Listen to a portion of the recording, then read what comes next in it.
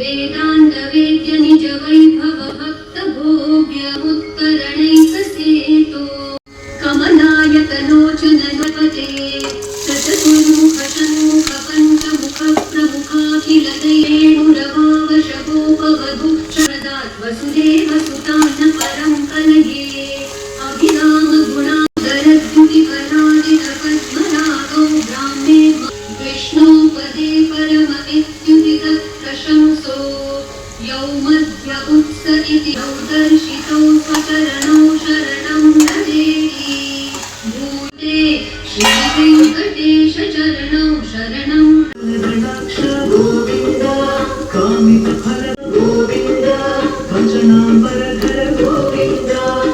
దొండకాయ ఫ్రై బాగా వడబడిందాకా చేస్తే టేస్ట్ వస్తుంది, కానీ అందులో పోషక విలువలు ఏమీ లేవు అనిపిస్తుంది. నాకు ఇలాగా కుక్ అయితే చాలనిపిస్తుంది.